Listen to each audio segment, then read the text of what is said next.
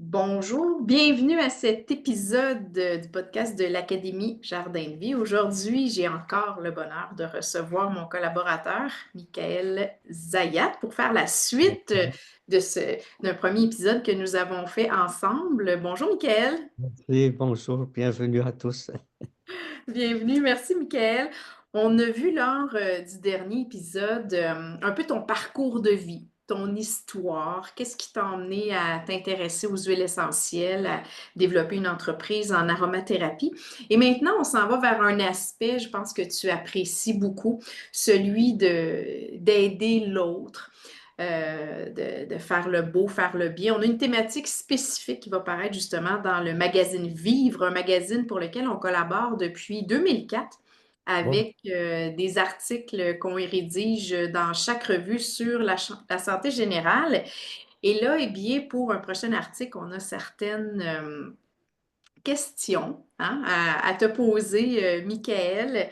Et la thématique va être en lien avec voir le beau, apprécier le bon et faire le bien. Alors, pour commencer, Michael, de manière un peu plus générale, pour toi, quel regard est-ce que tu portes sur le monde tel qu'il est aujourd'hui? c'est sûr que c'est tout un défi, c'est un arc-en-ciel quand on regarde le monde actuellement.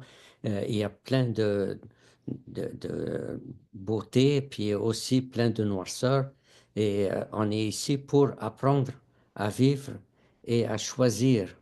On a cette capacité de choisir. Qu'on appelle la volonté. Donc, on regarde autour et puis je vois des choses qui sont atroces. euh, Aussi les humains, comment ils traitent d'autres humains.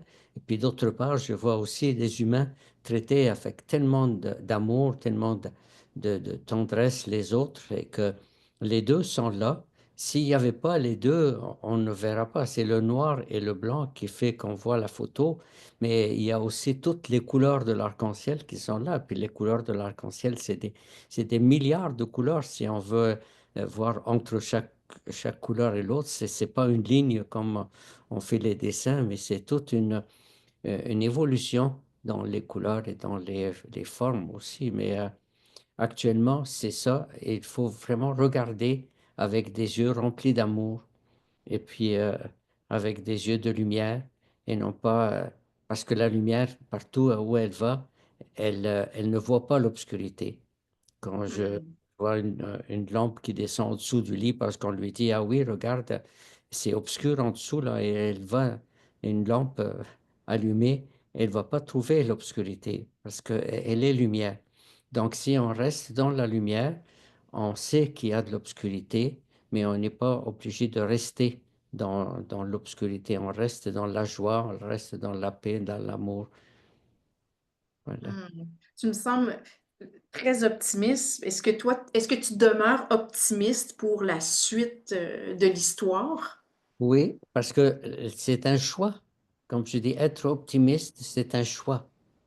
Donc, j'ai cette capacité de choisir. Je n'agis pas d'une façon juste intuitive ou comme spontanée. Je choisis, je regarde des choses qui sont difficiles à voir, mais je les regarde avec des yeux remplis d'amour et ça les transforme parce que ça me transforme à moi. Et puis je sais que la pensée, ça aide à transformer. Quand on pense souvent à quelqu'un et il y a un appel qui vient, il y a quelque chose qui me dépasse.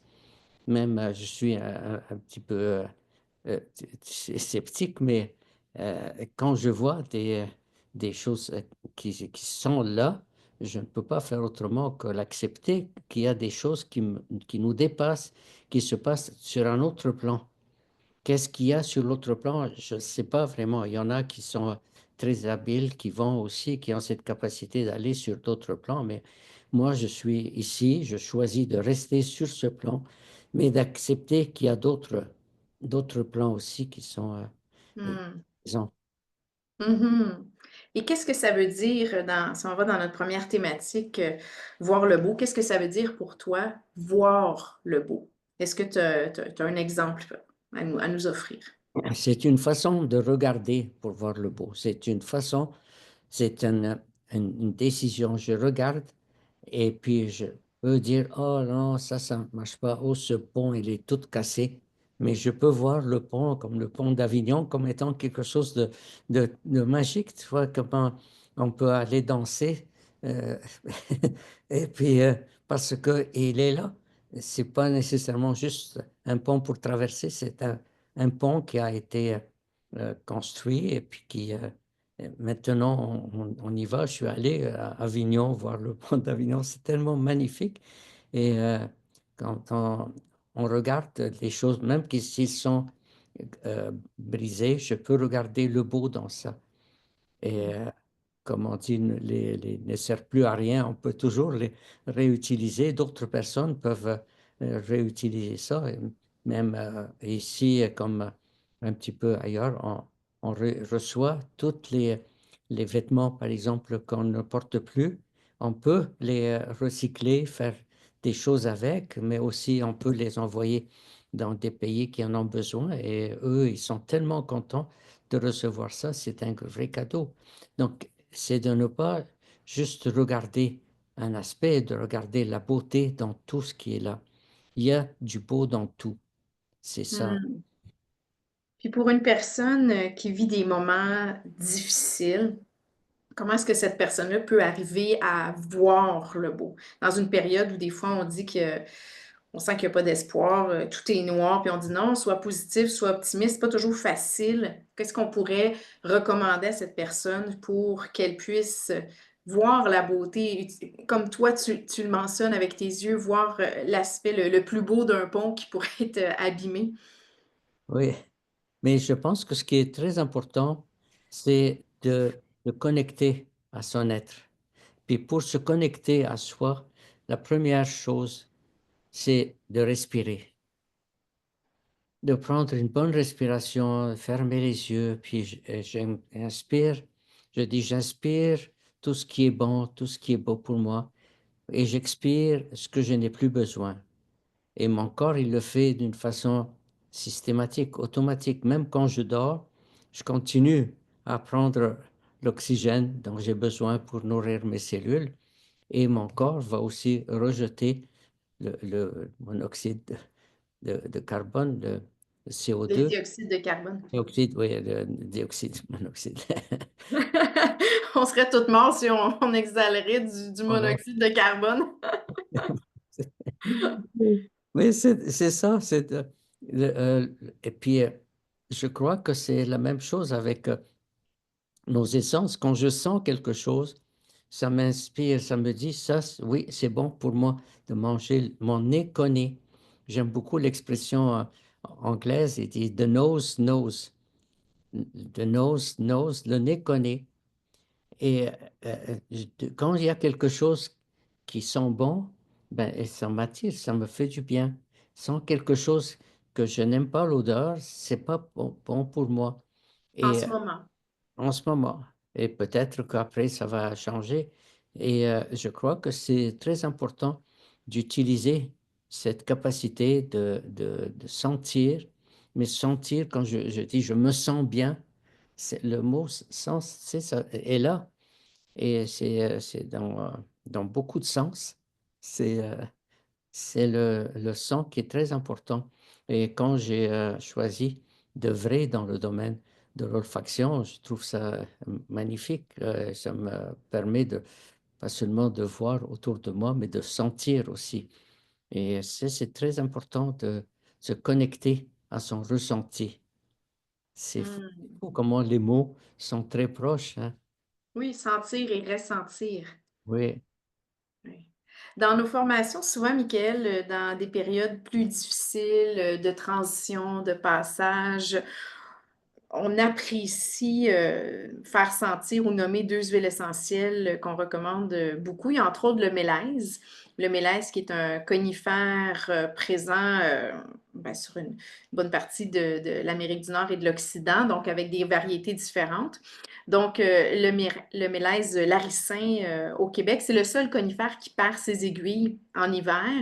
Et souvent, on le compare à une période où on sent que euh, Comme l'hiver qui arrive, ah, ça va-tu être dur, ça va-tu être froid, quand est-ce que le printemps va revenir? Une forme de tunnel noir qu'on ne sait pas Oui, où on s'en va, mais en même temps on le sait, on le sait que le printemps va revenir, on sait qu'il va y avoir la chaleur, les feuilles vont revenir, donc il y a vraiment un effet de confiance qui s'installe avec l'utilisation du mélèze, donc cette huile essentielle-là qui nous amène une confiance profonde que peu importe ce qui arrive, il y a de l'espoir, il y a de la lumière au bout du tunnel. Hein? C'est un peu comme ça qu'on l'amène. Puis il y a la pruche également, Michael, dans les moments de transition, de lâcher prise, qu'on aime beaucoup recommander un peu. Peut-être que tu pourrais nous en parler un petit peu plus. oui, moi, quand j'ai reconnu la pruche, quand je l'ai vue, je trouvais ça, c'est un arbre magnifique. Juste à être proche d'une prucherie, ou dans une prucherie, à marcher, on peut se promener là, mais les cocottes, les cônes sont tellement petits, mais l'arbre est fort et immense, il est solide et vraiment bien enraciné. Et ce que je trouve, les aiguilles sont plates, comme les aiguilles un petit peu de sapin. Elles sont très douces. Et la branche supérieure, au lieu d'être pointue vers le haut, comme ça, elle est, elle est penchée et souvent vers l'est, donc elle nous oriente. Et c'est une essence que j'aime beaucoup, beaucoup. Elle est douce et en même temps très forte. Hmm. Pardon. Elle a cette capacité, pas de problème, elle a cette capacité aussi, on la nomme souvent l'huile du lâcher-prise, de nous aider à nous orienter. Donc, dans des périodes de confusion, des périodes de transition, de passage, de deuil, de séparation, de changement de travail, de transition de vie aussi, des fois transition hormonale. Euh, Oui, la pruche, elle est d'une douceur, hein. C'est ce que les étudiants, les participants nomment dans le cadre des formations quand on sent à l'aveugle le sapin, l'épinette, la pruche. Ce qui ressort toujours avec la pruche, c'est la douceur, autant de l'odeur que de ce qu'elle apporte à l'intérieur de notre corps. oui, et je trouve ça magnifique et c'est sûr qu'on a eu la visite ici à Bromont de Lucie Magui il y a oh, une trentaine d'années. Elle était venue ici, puis j'ai connu son compagnon qui est décédé, mais qui a vraiment installé, il allait chercher les branches, il les distillé. Ça a été magnifique aussi l'apport qu'ils ont amené ici. Je trouve ça superbe. Et je les remercie. Puis, je pense il y a beaucoup de recherches qui ont été faites aussi sur ces produits-là. Mais moi, je trouve que ce qui est important et ce qu'ils ont fait aussi à travers les différentes recherches scientifiques. Il y a eu une recherche sur les conifères à l'Institut Armand Frappé. J'ai lu dans le Devoir un article disant passer un sapin aux bactéries et comment les conifères, elles, elles détruisent les bactéries, le bacille de coque. Et comme dans la période de Noël, maintenant, ils ramassent les sapins pour, après Noël, mais on oublie que le sapin vivant, quand il est vivant, qu'il est chauffé, il dégage l'essence quand on le chauffe à côté du foyer. C'est pour ça qu'on le mettait là, pour qu'on puisse recevoir de la visite, même sans avoir peur d'être contaminé. C'est sûr, il faut faire attention quand c'est des grosses épidémies, mais de garder le- la diffusion des odeurs de conifères qui sont magnifiques. On est vraiment chanceux au Québec d'avoir autant de conifères différents, mais qui sont magnifiques, tu vois. Tellement de pins, des sortes de pins, et puis d'épinettes. Et je crois que ce qui est très important là, c'est de savoir que la, la façon la plus appropriée pour introduire les molécules aromatiques dans notre corps, c'est à travers la respiration, parce que ça va direct dans les poumons et le sang va chercher ces particules, ces molécules, et dans les poumons et il s'en va partout avec. Et le sang, il est partout. Dès que j'ai une petite blessure, il y a du sang qui sort. Le sang est partout dans notre corps. Et si j'utilise en respirant des essences aromatiques de mélange de conifères, ou ce que j'ai surtout au Québec, c'est pas comme irritant comme certaines euh, molécules aromatiques de certaines huiles essentielles qui sont trop fortes. Et j'ai vu aussi avec les animaux, les chats, ça les dérange pas et ils sont familiers avec ces odeurs. Ils trouvent que ça fait du bien. Les chiens aussi. Pourtant, leur sens olfactif est bien plus élevé que le nôtre. Mais Oui, ben, si on met de côté l'huile essentielle de Thuya occidentale, le cèdre du Québec qui est très riche en cétone, qu'on va éviter de diffuser à cause de cette molécule qui est neurotoxique due à son fort pourcentage. Mais sinon, les autres conifères, c'est ceux qu'on retrouve dans un boisé, en forêt, c'est souvent oui, euh, les commentaires des participants aux formations, ils vont sentir des huiles de conifères, ça peut être le sapin, l'épinette noire, on a nommé la pruche plus tôt, et ils se sentent en forêt. Et généralement, il y a un état de bien-être, de se sentir en forêt, en nature, il y a une fraîcheur, il y a un état d'enveloppement, de détente. Donc, les gens souvent associent l'odeur du conifère à une marche en forêt qui leur a apporté un état de bien-être. oui, mais c'est clair que aussi le tuya, qu'on appelle le cèdre au Québec, euh, beaucoup de maisons sont entourées d'une haie de cèdre pour se protéger. Ça protège. C'est clair que c'est une question de dosage. Vraiment, comme dans tout. Tout est question de dosage. Alchimia, c'est-à-dire Hum. la science du dosage. Donc, L'inverse de Michael, alchimia. oui, Presque. oui, oui, Ouais. oui, et je trouve que c'est très important le dosage. Comme mon frère qui est médecin à New York, quand je lui ai montré combattre l'onychomycose, les champignons des ongles de pied avec le, pas la pruche, mais le conifère, mais surtout avec le Le cèdre, le tuya. tuya, Oui. ça détruit les champignons. Donc, mais il faut faire attention de le mettre là, puis aussi d'éviter les conditions qui favorisent les champignons, comme l'humidité fermée. Il faut s'habituer à porter des bas de laine, comme au, au Québec. Et je me suis fait un bas de laine. Faut pas juste garder le bas de laine, faut mettre le bas de laine, c'est ça? Idéalement de chèvre, hein, parce que moi, je trouve sinon ça pique. Oui, les Angora, ces chèvres Oui, tellement doux. Et je pense que c'est très important d'avoir quelque chose comme un bon dosage, une bonne huile de tuya qui est bien distillée, et, mais de la protéger, ne pas la mettre dans les mains des enfants, tout vraiment à fait. savoir que les cétones sont là et le dosage est très, très important. Vraiment, quelques molécules sur la peau ou sur les endroits. Moi, j'ai vu des personnes avec un sous-sol rempli de champignons aussi, à cause de l'humidité. Et puis, une fois qu'ils ont nettoyé, j'ai dit, mettez du tuyau sur les, euh, le fondation, mais ouvrez les fenêtres pour que ça empêche les champignons de revenir, parce que dès qu'il y a un petit peu de champignons et puis l'humidité est là, ça repart. Hmm. Sécher puis de aérer. C'est très important, l'aération, que ce soit Hmm. sec, que ce soit pas humide, mouillé, là, surtout. Ouais. Nos belles huiles, hein? Tout ce qu'elles nous apportent. C'est important. Ben, le sapin est tellement beau, puis les épinettes, les différentes épinettes, on coupe beaucoup d'épinettes pour le bois, pour faire des constructions.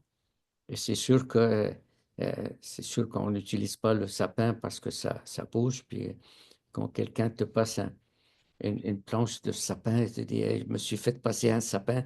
C'est parce que le, le bois, il n'est pas aussi sec et puis il ne reste pas aussi droit que Ouais. l'épinette. Euh, Mais on exporte tellement d'épinettes quand on était en Alberta aussi, tellement de bois qui s'en va pour construire des maisons, des cabanes aux États-Unis.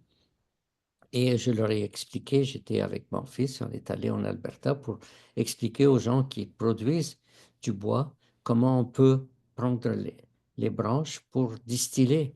Donc, c'est Oui, faire une récupération, de la matière première comme on l'a expliqué, à l'épisode, précédent.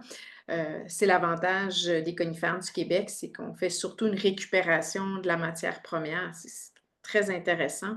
Si on poursuit dans notre thématique, Mickaël, au niveau de apprécier le bon, on entend souvent qu'on est dans une société de surconsommation, puis on a l'impression que pour être heureux puis se faire plaisir, faut s'acheter quelque chose. Tu sais, je le mérite bien, je m'achète ci, je m'achète ça. Puis je suis pas certaine, en fait, à quel point ça permet vraiment aux gens d'apprécier le bon. Pour toi, Michael, qu'est-ce que ça veut dire apprécier le bon? apprécier le bon, c'est vraiment être, m'asseoir et puis de regarder qu'est-ce que, qu'est-ce qui est là et de voir le bon dans ce qui m'est offert. C'est sûr que euh, quand je veux acheter un, un, euh, un bon fruit, et il faut que je regarde s'il est prêt à être consommé. Et c'est là aussi que l'odeur m'indique quand il est frais, quand il est vraiment agréable. Le toucher aussi. Mais il faut que j'utilise le meilleur, pas le moins cher. Parce que c'est sûr que, ah oui, il y a une vente, je peux avoir, des, je sais pas, des pommes beaucoup moins chères parce que c'est l'abondance.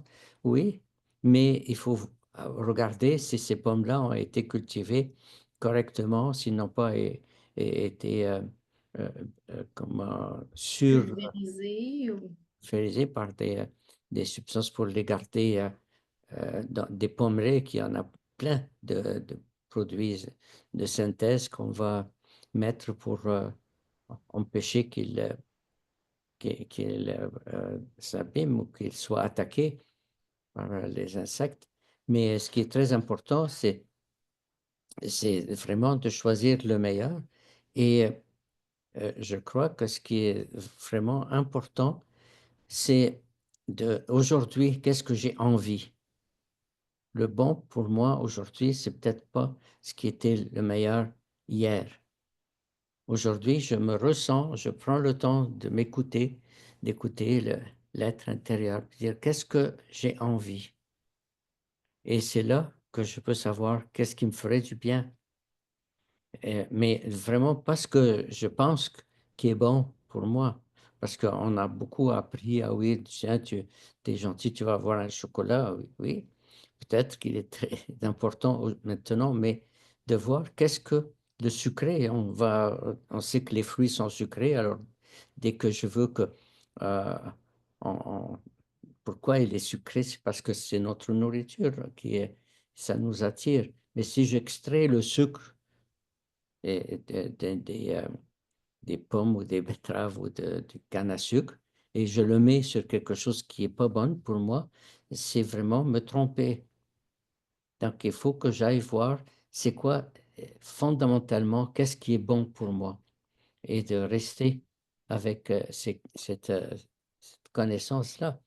Et je pense que c'est très, très important de pouvoir choisir qu'est-ce qui est bon, mais de m'arrêter, puis de voir, bon, ça c'est aussi les personnes, il y a des bonnes personnes qui vont m'aider. Il y en a d'autres qui sont pleines d'agressivité, de haine. Ils n'ont pas reçu beaucoup d'amour. Et la meilleure façon de transformer ça, c'est de leur envoyer des pensées d'amour, de dire oui, et il a commis beaucoup de crimes et il est vraiment perdu. Mais si je lui envoie des pensées d'amour, il risque plus de changer que si je lui envoie des pensées de haine et d'agressivité. Donc, mmh. regardez le bon en chacun. Dans chaque Alors pour les personnes, une personne qui n'arrive pas à rien trouver de bon dans sa vie, qu'est-ce que tu pourrais comment tu pourrais le guider? ben, d'abord, de prendre le temps de lui dire, ah, attends, regarde, qu'est-ce que tu as envie? Qu'est-ce que tu as envie de manger? Aller vers des choses de base. Et puis, notre corps a envie de respirer et puis aussi de se nourrir du meilleur. Alors je lui dis: «Bon, heu, regarde, tu peux prendre une boisson alcoolique, mais ça peut t'éloigner de toi, ça va te faire mal. Alors on va prendre le temps de regarder, est-ce qu'un bon jus qu'on fait, soit même pas un jus qu'on prépare puis qu'on filtre parce que, c'est de voir c'est quoi le un bon jus qui est fait avec des fruits frais, mais qui sont mûrs. Quand j'ai été voir, des gens qui cueillaient des pommerées dans une pommeraie, ils cueillent toutes les pommes. J'ai dit: «Mais pourquoi vous cueillez pas celles qui sont mûres? Elles sont prêtes, vous les prenez dans la main, elles tombent quasiment dans votre main». «Ah oui, mais si on fait ça, ça prend beaucoup de temps, puis ça coûte trop cher et de toute façon ça va, c'est pour faire du jus donc on ajuste tout ça après». Non, il faut aller chercher le meilleur quand le fruit est mûr, on dirait qu'il est prêt à tomber. Tu mets juste le tenir et puis tu fais le tourner. C'est ça quand on fait quelque chose de bon, il faut qu'il soit à la heu, bonne circonstance, à la bonne, maturité. Et Mmh. c'est la même chose avec, nos enfants. Il faut vraiment les aider à grandir et puis, de trouver le bon qu'ils font quand ils font quelque chose de bien, de les encourager pour qu'ils continuent dans ce sens-là. Puis quand ils mangent quelque chose de bon, de dire: «Regarde, ça va te faire du bien, tu vas voir, tu vas bien te reposer, ça va te faire du bien». Et de nourrir le côté positif, le côté qui est, comme, éclairé pour, Mmh. amener le bon et puis le voir le bon dans les bonnes choses. C'est ça comme, heu, un bon vin.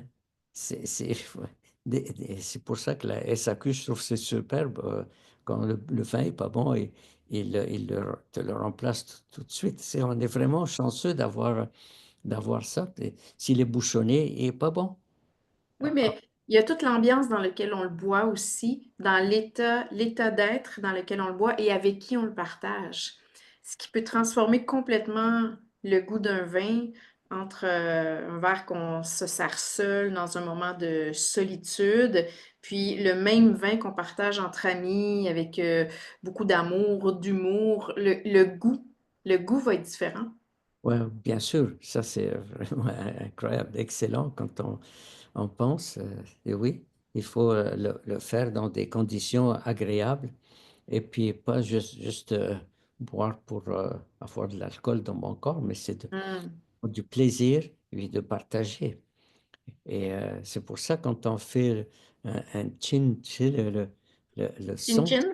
oui, mais le son est très important aussi, ça crée une vibration Ouais, il y et a une harmonisation aussi, oui, comme quand on harmonise les huiles essentielles à travers les bols de cristaux, puis qu'on sent avant et après. J'avais oui, jamais pensé à ça, le fait de cogner les coupes, puis moi je les cogne souvent plus pour les casser, j'avoue, quand je les lave.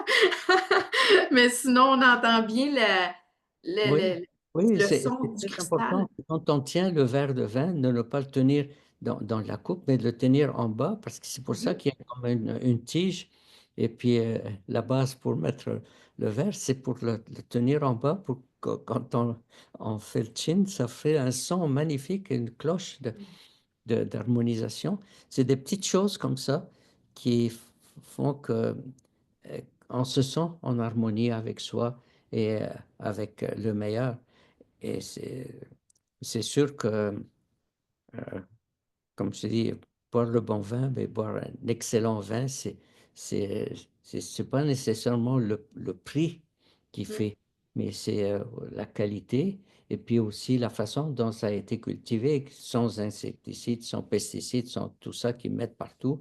Maintenant, il faut aller dans le bio. C'est pour ça que c'est de plus en plus les, heu, les entreprises qui, sont bio, c'est très important, mais je crois aussi, qu'il faut aller chercher à la source, c'est qui fait le meilleur.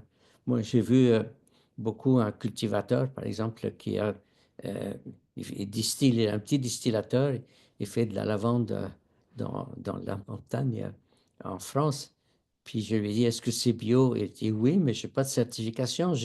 Toute ma production est bio, mais je n'ai pas besoin qu'une compagnie à l'extérieur vienne vérifier. Moi, je le sais, puis toi, tu viens voir, puis mes clients, quand ils viennent me voir, ils veulent cette qualité-là.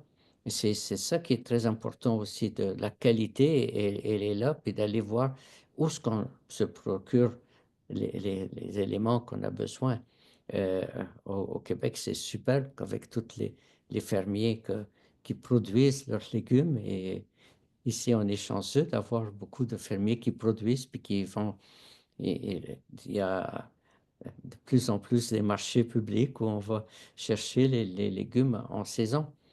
Et après ça, pour pouvoir les conserver pour l'hiver, ça aussi, c'est très important de faire des conserves et puis de les utiliser correctement pour la congélation, c'est important, surtout euh, en hiver. Mais, euh, mais de faire des choses vraiment de qualité, d'aller chercher le meilleur. C'est ça. Hmm. Bon. Ben, ça m'amène à notre troisième thématique sur faire le bien. Est-ce que dans une société un peu plus individualiste, on est toujours je me moi, on pense beaucoup à soi-même, puis on pense pas toujours à accueillir l'autre ou à tendre la main à l'autre. Est-ce que toi, depuis plus ou moins 4 ans, as-tu senti qu'il y a un changement au niveau de notre société? C'est sûr que il y a beaucoup, quand on peut regarder des vidéos aussi, il y a beaucoup où on voit des personnes faire le bien, s'occuper des personnes qui sont un petit peu perdues aussi. Puis il y a beaucoup de bien qui est là. Et par contre, il y a aussi beaucoup d'agressivité, beaucoup de jeux. Ce que je trouve dommage, c'est que des jeux où il faut battre l'autre pour gagner. C'est même dans le sport, tu vois, on les a battus. Et pourquoi le mot battre? C'est Hmm. pas de battre, c'est d'avoir du plaisir de jouer, de faire des jeux où tous les deux sont gagnants. On a joué ensemble. Je pense qu'il faut privilégier des jeux où on joue, on s'amuse. Tout le monde Oui, s'amuse. malgré la compétition, on s'amuse en fait. On vient pas battre l'autre, on s'amuse ensemble. S'amuse ensemble, on essaie d'être bien, de faire bien. Et c'est ça qui est très, je trouve que c'est très important, le bien de bien faire, mais aussi de prendre soin de l'autre. Comment je peux avoir du plaisir, surtout quand on peut jouer, on voit des personnes qui ont de la difficulté, mais souvent de les aider à, à jouer, à être là, puis on le voit dans des compétitions, comment des personnes qui vont aller aider une personne qui a de la difficulté plutôt que de vouloir gagner à tout prix. Hmm. Euh, Et je pense qu'il faut arrêter aussi de dire, ah oui, c'est qui a gagné, c'est qui le gagnant, puis comme si l'autre il n'est pas important, tu vois. Ah oui, oh non, on a perdu. Mais on a joué. Hmm. C'est vraiment le plaisir de partager les jeux, puis de montrer un peu euh, comme on peut s'amuser en jouant. Et des Hmm. sports comme ça où on peut vraiment faire des jeux de privilégier. Je pense qu'il est temps de privilégier les jeux où on est en collaboration, œuvrer ensemble, labeur. Ouais, c'est beau ça. Oui, comment collaborer pour avoir le meilleur. Puis c'est la même chose pour les jardiniers. Tiens, mon terrain est très bon pour les carottes. Alors, je peux planter des carottes pour toi. Puis, par contre, toi, tu as un très bon sol qui va être avantageux pour les salades.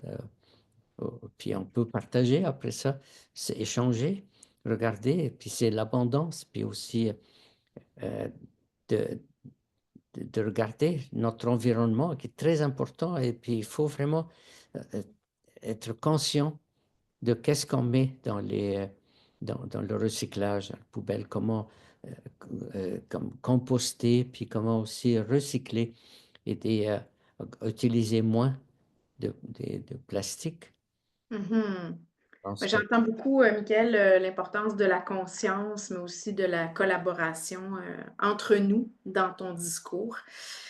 Pour oui. toi, à travers ces propos, qu'est-ce que ça veut dire faire le bien? Ben, faire le bien, c'est voir qu'est-ce qu'est-ce qui a besoin d'être en harmonie, de s'arranger, tout ce qui est dans le comment il y a besoin d'être arrangé, c'est comme de d'ajuster les choses. On est dans une société où l'éducation doit être une éducation pour faire le bien. Si je vois des personnes, soit à l'école, bon, on va partager les choses, surtout de partager les repas, de créer des repas où on partage.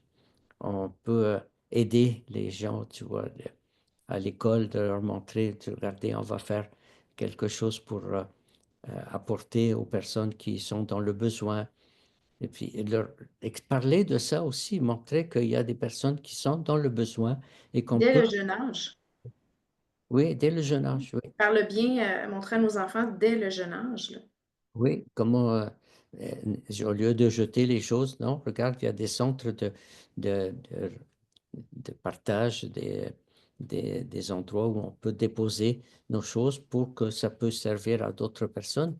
Ah, ils font ça, ils font ça. Ma fille, elle est responsable du recyclage à l'école primaire. Il faut qu'elle surveille les poubelles, puis les poubelles de recyclage, puis qu'elle s'assure que ce qui est dedans se recycle. Donc, il y a des surveillants, mais comme plus dire des responsables de poubelles au primaire.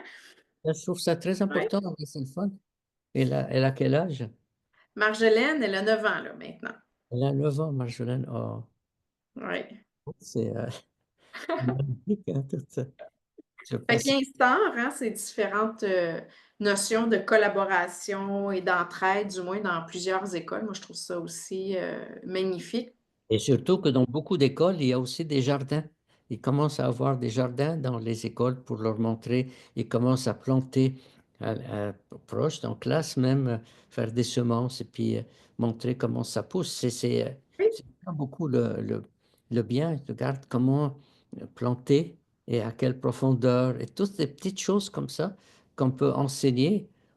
Et puis c'est ça, le partage. Quand je partage, c'est vraiment faire le bien, moi, je trouve. Puis quelqu'un qui se sent pas bien, comment est-ce qu'on peut l'aider à faire le bien quand t'es pas bien à l'intérieur? Ben, c'est de voir c'est quoi la situation qui fait que la personne ne se sent pas bien. Souvent, ça part par un côté physique. Est-ce que tu as pris le temps de, de te laver? Et est-ce que tu as pris le temps de bien éliminer, de bien te nourrir de la bonne eau? De répondre à tes besoins physiologiques primaires Oui. Et et qui aussi vient d'arrêter. aussi avec le sentiment de sécurité, mais aussi d'être aimé. Oui, mais c'est aussi de voir, regarde, je respire, puis je respire tout seul, mais je respire. Prends le temps, prends une bonne respiration et puis élimine tout ce que tu n'as pas besoin, tout ce qui te fait mal, tout ce qui t'embête, tout ce qui te dérange. Envoie-le, la terre va s'en occuper, ça va aller dans une sorte de compost et ça va s'éliminer. Et quand je prends le temps de me recentrer pour respirer, je connecte avec mon être profond. Je me connecte avec moi et je me regarde et je n'ai pas besoin, quand je me juge, je me dis, si je me juge de façon négative, je, j'arrête ce jugement-là, puis je regarde qu'est-ce qui est positif chez moi. Je regarde qu'est-ce qui est beau. Et puis, si je me compare à des personnes qui sont dans des situations moins favorables, alors je suis mieux. C'est pour ça que quand on regarde dans beaucoup de pays où ils sont en guerre, où ils sont en train de se battre, ils sont tout engagés à lancer des bombes et puis à recevoir des, toute cette Mm. agressivité. Je regarde ça, je dis oui, regarde, ils vivent ça, mais moi, ici, je suis dans une situation où on n'a pas à se battre comme ça. On est vraiment dans la paix. Et même si je suis dans une situation de guerre, je regarde le côté positif, regarde euh, tout ce qui est encore là, présent, et je laisse partir ce que je n'ai plus besoin. Je me dis, tiens, la vie me dégage, me débarrasse de ce que j'ai pas besoin, et je vais avoir l'essentiel. Et l'essentiel, c'est ce qui me nourrit vraiment profondément. C'est vraiment, je trouve ça formidable, les huiles essentielles. Le terme essentiel est aller dans notre essence. Parce que j'ai vu combien de personnes qui ont été attaquées parce qu'ils ils disent des choses qui dérangent le, la- les, le pouvoir.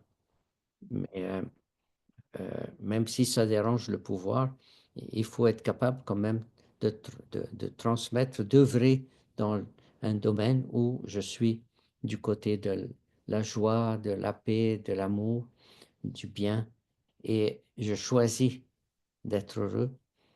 Et c'est de savoir que mon choix peut être important, peut être là, et j'agis de cette façon-là.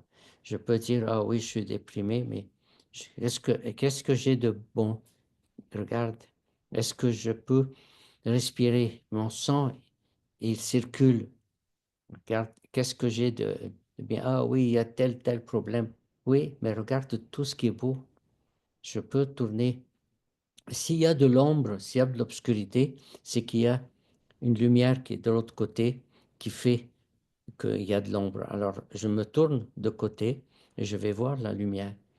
Et dans toute l'obscurité, la nuit, c'est tellement, c'est toutes ces photons, c'est plein de lumière, mais ça part vite. Il n'y a rien pour l'arrêter. Dès qu'il y a quelque chose qui arrête ces photons, on voit la lumière, elle est réfléchie. Donc, s'il y a de l'obscurité, c'est que je suis capable de me retourner puis d'aller du côté de la lumière, mais pas m'aveugler, juste voir assez pour pouvoir voir les choses éclairées. Et je peux éclairer mon esprit, je peux éclairer aussi mon être, mon âme. Puis je dis, regarde, oui, je suis vivant, je suis ici pour apprendre à aimer. On est sur terre pour apprendre à aimer. Si tout était parfait, je ne saurais pas quoi faire. Il n'y a rien Hmm. à changer.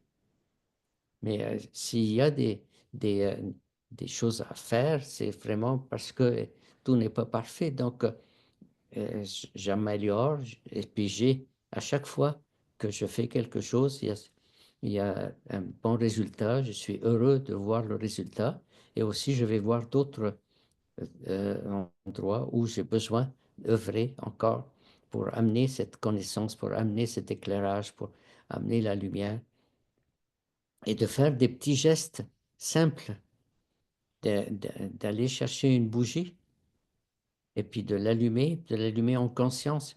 Et quand je souffle sur la bougie, je souffle sur la flamme et je dis, j'envoie cette flamme partout, d'abord en moi, puis partout, tous ceux qui en ont besoin, je leur envoie de la lumière.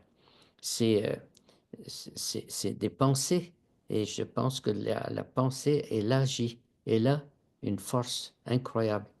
Comment en envoyant des belles pensées, ça agit. On ne le voit pas, mais je le vois de plus en plus comment les belles pensées ont une action, ont une réverbération, ça agit. Hmm. C'est magnifique, Michael. Oui. Merci pour le partage de cette sagesse Merci. pour compléter cette entrevue en quelques mots pour une conclusion. Si tu avais une phrase pour nous décrire la vie, pour toi, la vie, c'est... Qu'est-ce que c'est? Oh là, oui, c'est une C'est complexe? Oui, la vie, c'est pas mon avis à moi, c'est la vie, c'est vraiment, c'est cette capacité d'être là, conscient dans un corps et de pouvoir agir. Et je choisis d'agir. C'est cette volonté qui crée, qui est très, très importante de savoir que j'ai une volonté et c'est cette volonté-là qui me permet de choisir et d'agir d'une façon agréable, d'une façon bonne, tu vois, de Hmm. consciente et d'amener cette conscience dans ce que je fais et de dire, tiens, avant de faire telle chose, qu'est-ce que ça va amener? Comment je vais agir? Comment je vais contacter le ce qui m'entoure? Comment je vais contacter les autres et le bien que je vais leur faire? Mais pas penser tout simplement à obéir aux ordres, puis être ça dans des ordres. S'il faut être ni dans l'ordre, ni dans le désordre, sortir de l'ordre quand je vois, les ordres, je pensais, devenir prêtre, mais là, ou médecin et les 2 sont dans le désordre. Le médecin, il peut pas faire exactement tout ce qu'il veut parce qu'il faut qu'il obéisse aux ordres, à l'ordre des médecins. Et la même chose pour, les prêtres, il faut qu'ils soient conformes aux ordres des supérieurs. S'il veut faire quelque chose d'autre, non, il peut pas parce que c'est pas comme ça, il n'a pas le droit. Je trouve ça, c'est inacceptable. Il faut sortir et aller vers le message intérieur, qui est le choisir d'aimer, de choisir la joie, et puis de œuvrer dans cette situation-là, n'importe quoi mais que je le fais avec amour. Je Hmm. choisis d'aimer. Très beau, Michael. Très inspirant aussi. Ah, merci, ça me fait vraiment plaisir de partager ça vraiment parce que c'est une façon de vraiment, je trouve que l'outil est excellent de pouvoir avec des nouvelles technologies comme ça, on peut sait jamais. Moi, quand je suis né, on n'avait pas de téléphone chez nous, on ne connaissait pas attendre. Personne ne pouvait nous avertir qu'elle allait venir. Et, la sonnette porte arrivée. Ah oui, c'est mon cousin qui était de passage, il est venu me voir. Aujourd'hui, avec la technologie, on est capable de partager, on n'a pas besoin de voyager pour aller voir quelqu'un, on est là en présence, puis on peut aussi se multiplier ça par des centaines aussi. Imagine en 20 ans, imagine dans les 20 prochaines années. Je ne sais pas qu'est-ce qui va arriver. En tout cas, moi, j'ai déjà, bientôt, dans 3 mois, je vais avoir 80. Donc, Oui, imagine, dans une vingtaine d'années, je ne sais pas, qu'est-ce un qui... centenaire. Oui, mais j'aimerais ça comme garder la santé, rester en forme, rester dans la joie et puis de vraiment faire attention à, à la vie, puis d'être heureux. Oui, puis si on complète avec la phrase du magazine Vivre, pour toi, vivre, c'est... C'est choisir d'être heureux et choisir d'aimer, apprendre à aimer, de choisir la vie. Vivre, c'est de choisir et d'être là conscient, de m'ouvrir dans la conscience de l'amour et d'aimer. Hmm. Merci, Michael. Ah, Merci pour cette belle entrevue très inspirante, très inspirée, très inspirante, encore une fois. Il va y en avoir d'autres, hein, assurément. oui, si Dieu veut. Merci, si Dieu veut. C'est Dieu, c'est Dieu et toi. Non, parce qu'on mettait Dieu en haut, mais Dieu, il est en nous, il est partout. Dieu, c'est la vie, c'est l'amour, c'est la joie. On ne veut pas comme juste le côté, souvent, c'est l'ancien. Aujourd'hui, on est dans la paix, dans l'amour, dans la joie. C'est ça ce qu'il faut vraiment répandre et rayonner autour de soi, cette lumière. Merci pour ta belle lumière. Merci infiniment. Plein d'amour. Merci, Michael. Merci à toi. Merci tout le monde d'avoir été avec nous pour cet épisode du podcast de l'Académie Jardin de Vie. Alors, on vous revoit très bientôt, hein? Merci. Au revoir. Plein d'amour. Merci.